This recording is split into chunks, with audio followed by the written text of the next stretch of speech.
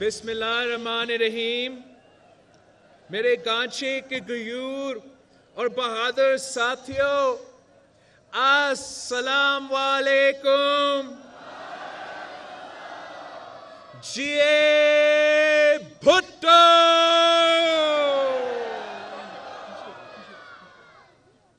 جو کریا کریا ماتم ہے اور بستی بستی آنسو ہے، صحرا صحرا آنکھیں ہیں اور مقتل مقتل نعرے ہیں. وہ سنگ ستاروں کو لے کر وہ چاند چمکتا نکلے گا. جو قتل ہوئی وہ خوشبو ہے، تم کتنا رستہ روکو گے. وہ عورت تھی یا جادو تھی جو سر پر چڑھ کر بولے گی. ہر زندہ کے ہر مقفل کو وہ چابی بن کر کھولے گی، اور شور ہواؤں کا بن کر وہ آنگن آنگن بولے گی. تم زندہ ہو کر مردہ ہو، مردہ ہو کر زندہ ہے. تم زندہ ہو کر مردہ ہو، وہ مردہ ہو کر زندہ ہے. تم خاکی وردی والے ہو یا کالی داڑھی والے ہو. تم نیلے پیلے اودے ہو یا گورے ہو یا کالے ہو. تم اپنے ہو پرائے ہو یا اندھیاروں کے پالے ہو.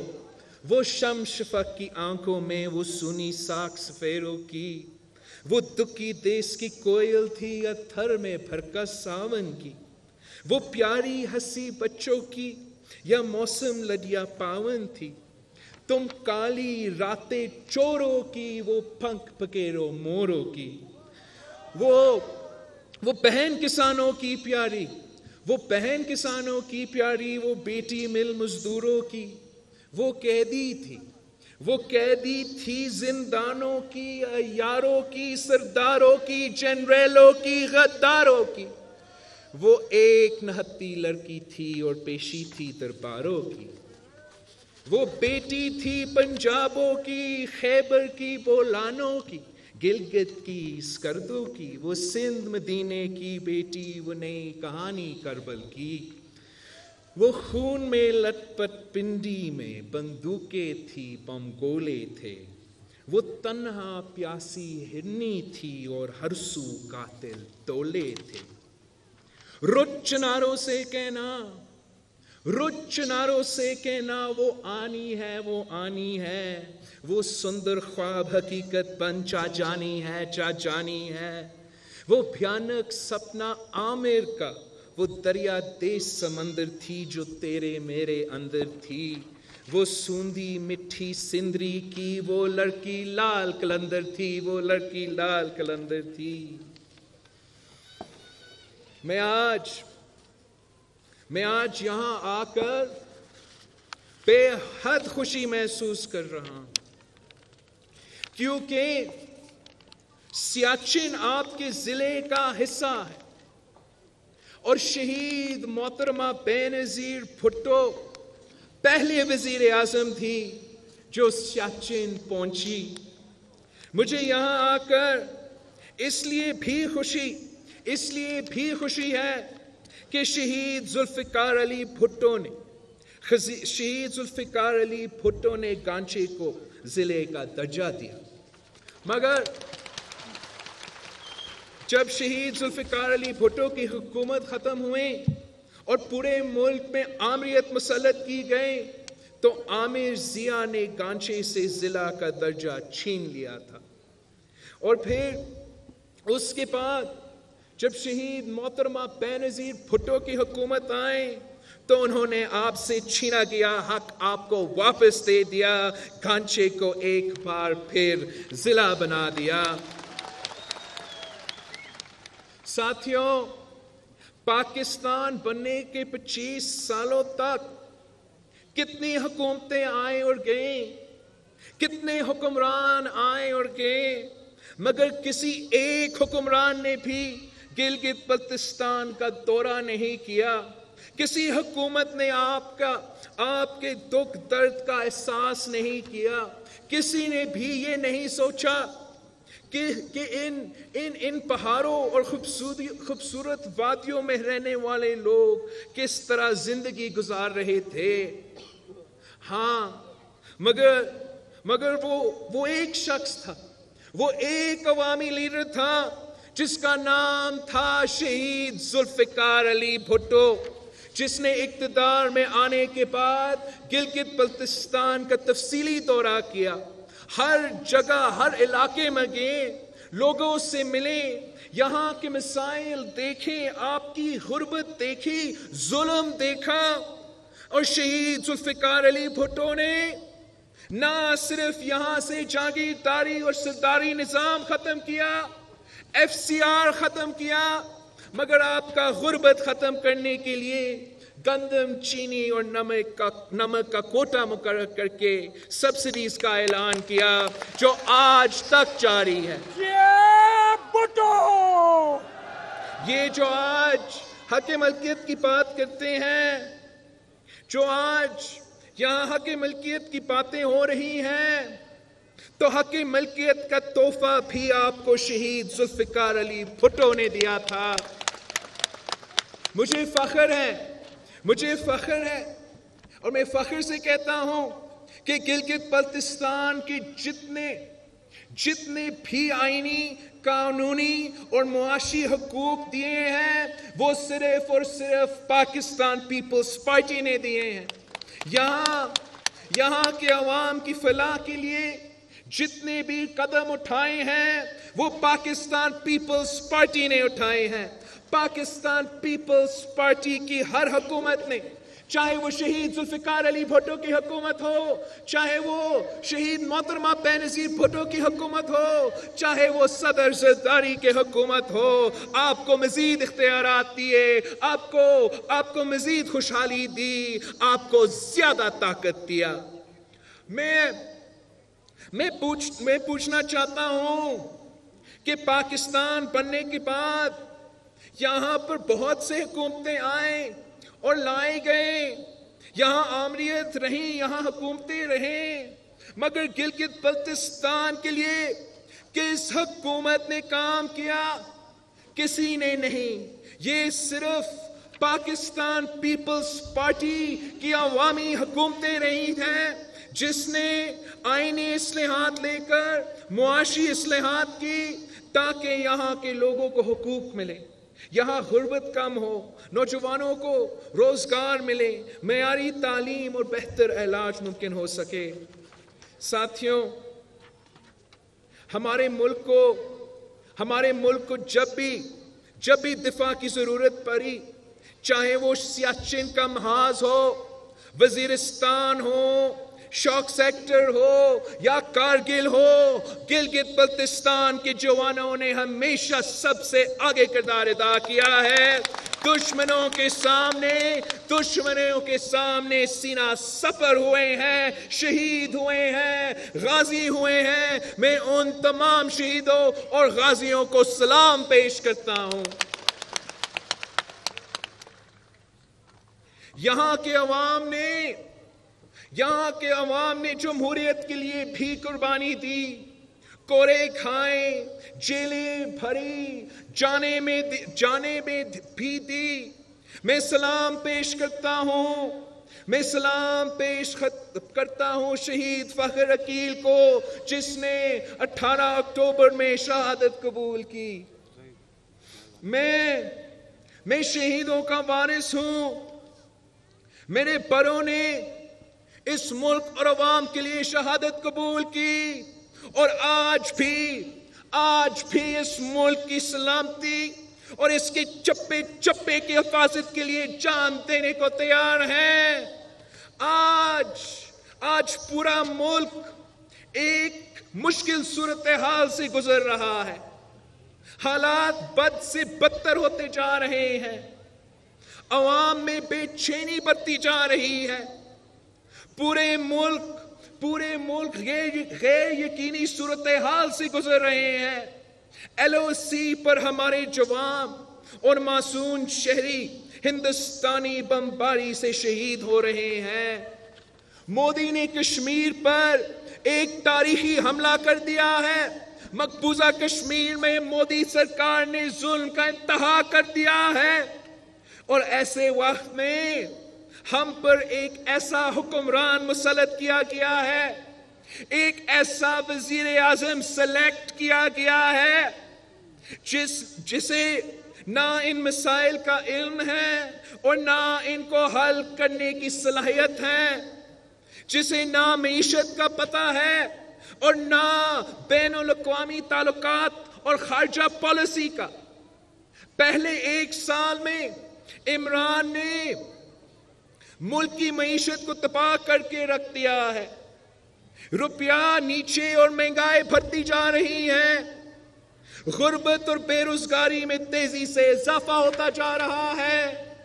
جتنے قرض پاکستان پیپلز پارٹی نے 5 سال میں نہیں لیے تھے، اس نے اس سے زیادہ صرف 1 سال میں لے لیا ہے۔ کہتا تھا کہ خودکشی کر دوں گا مگر IMF نہیں جاؤں گا۔ یہ IMF بھی کیا اور خودکشی بھی نہیں کی۔ تھوڑی سی شرم ہی ہوتی ہے۔ جس ملک میں مزدور بھوکے پیٹ سوئے، کسان کے گھر میں آٹا نہ ہو اور نوجوان بے روزگار ہو، وہ ملک ترقی نہیں کر سکتا۔ نہ غربت کم ہوئی، نہ بے روزگاری، نہ ترقی ہوئی، نہ خوشحالی آئے، مگر ٹیکسز اتنے لگائے دیے گئے ہیں جیسے ہم ترقی یافتہ ملک ہو۔ ہر چیز پہ ٹیکس لگا دیا گیا ہے۔ لوگ جائیں تو کہاں جائیں؟ پاکستان کی تاریخ کی یہ پہلی حکومت ہے جس میں نہ کسان خوش ہے نہ زمیندار، نہ مزدور خوش ہے نہ کارخانے دار، نہ تاجر خوش ہے نہ دکاندار، نہ یہ حکومت ہے یا عذاب ہے جو قوم پر مسلط کیا گیا ہے۔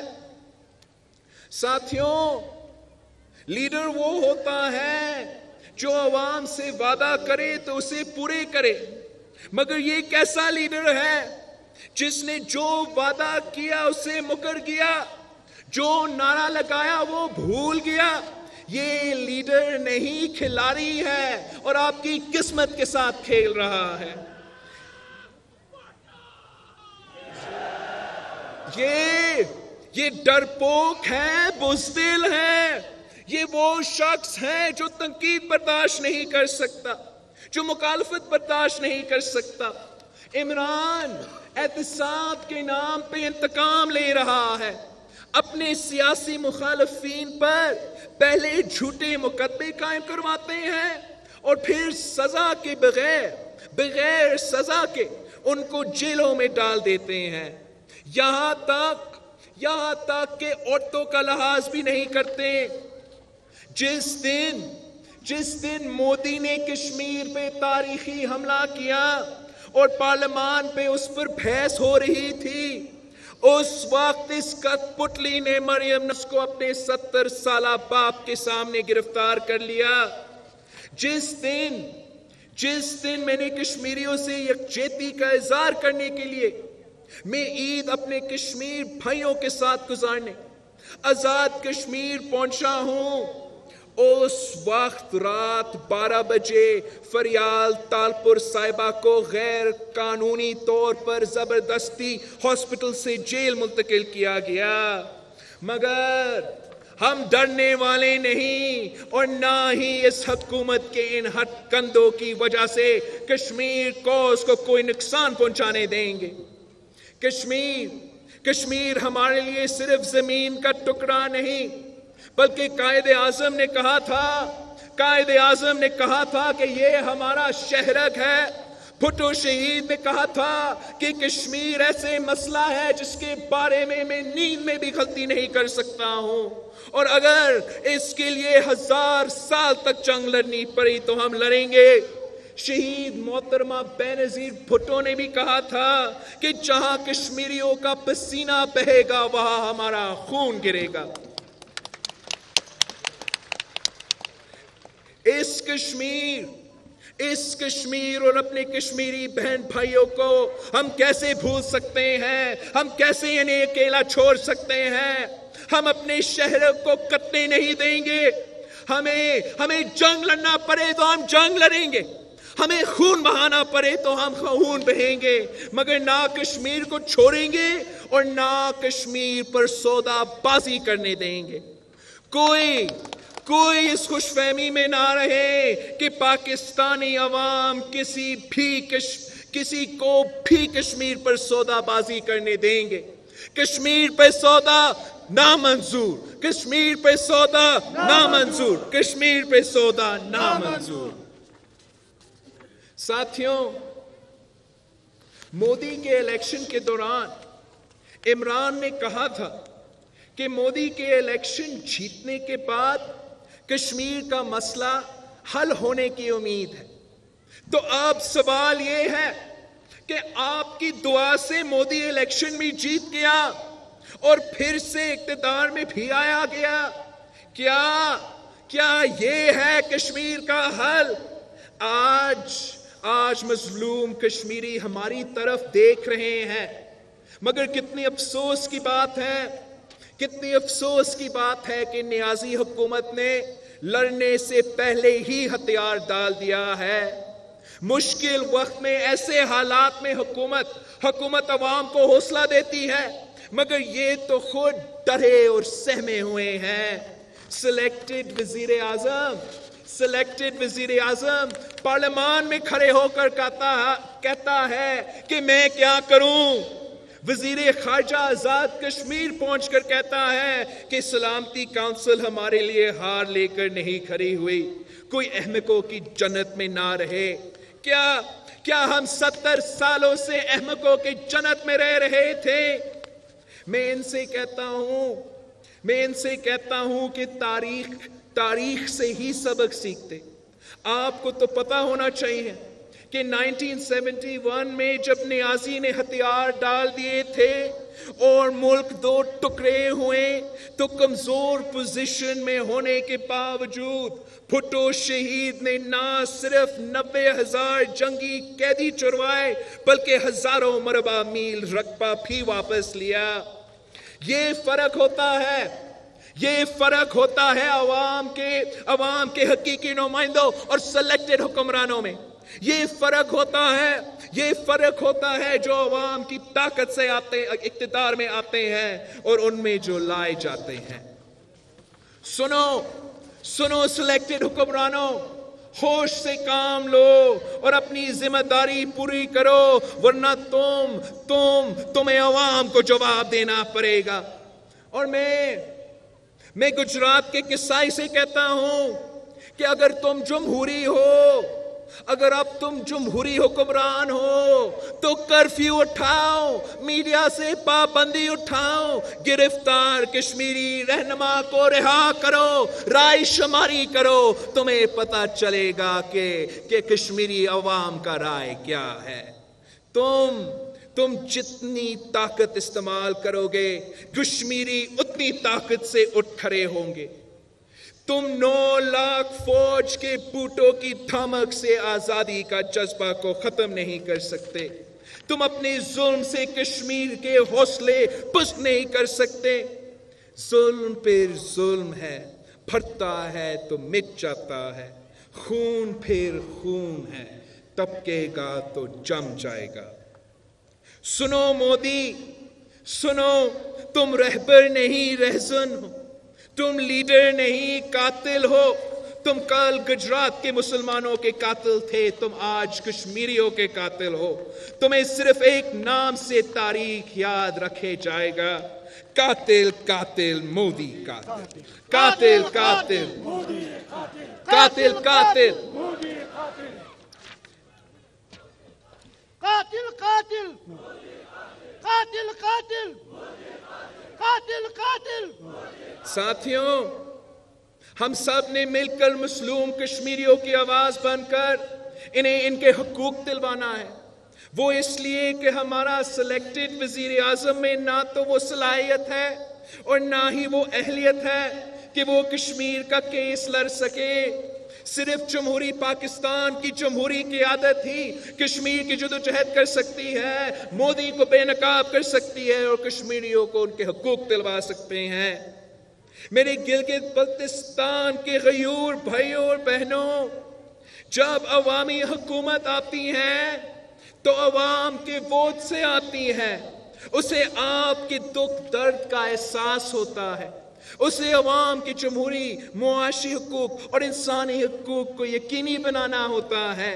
مگر جب سلیکٹڈ آتی ہے تو اسے عوام کو نہیں، سلیکٹرز کو خوش رکھنا ہے. ان کو اشاروں پر چلنا ہوتا ہے. اسے عوام کی کوئی پرواہ نہیں ہوتا. میں آپ کو بھی خبردار کرتا ہوں کہ اگلے سال گلگت بلتستان حکومت اپنی مدت پوری کرے گی اور نئے الیکشنز ہوں گے. میں جانتا ہوں کہ میں جانتا ہوں کہ پچھلے الیکشنز میں کیا ہوا اور اس الیکشنز میں کیا کرنے کی کوشش کریں گے، کس طرح آپ کے ووٹس پر ڈاکہ ڈالا گیا. مگر اس مرتبہ ہم یہ نہیں ہونے دیں گے. میں یہ نہیں ہونے دوں گا. مجھے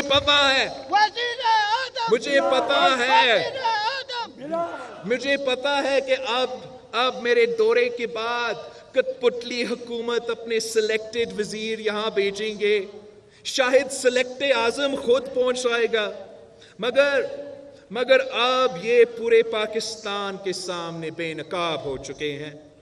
ایک سال کے اندر پورا ملک کو پتہ لگ گیا ہے کہ خان کا ہر وعدہ جھوٹا نکلا.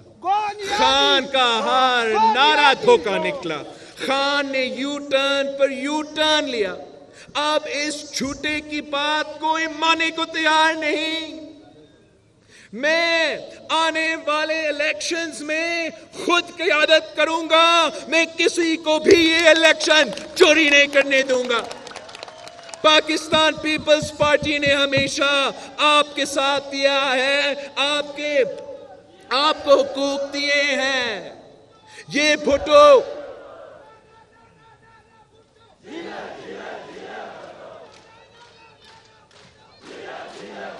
ساتھیوں، پیپلز پارٹی نے ہمیشہ آپ کے ساتھ دیا ہے، آپ کو حقوق دیے ہیں. یہ بھٹو شہید کا نواسا، یہ بی بی شہید کا بیٹا آپ سے وعدہ کرتا ہے کہ جو حقوق باقی رہتے ہیں، جو اصلاحات باقی رہتے ہیں، جو کام باقی رہتی ہے، وہ کام میں خود کروں گا.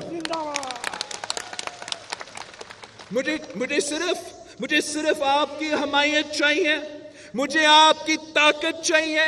مجھے آپ کا ساتھ چاہیے.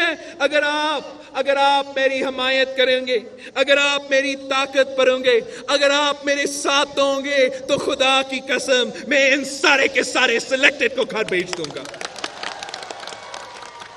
پھر عوامی راج ہوگا، پھر آپ کا راج ہوگا، پھر غریبوں کا راج ہوگا، پھر محنت کشوں کا راج ہوگا، پھر مزدوروں کا راج ہوگا، پھر عوام کا راج ہوگا. آپ سب کا بہت بہت مہربانی. جیے بھٹو.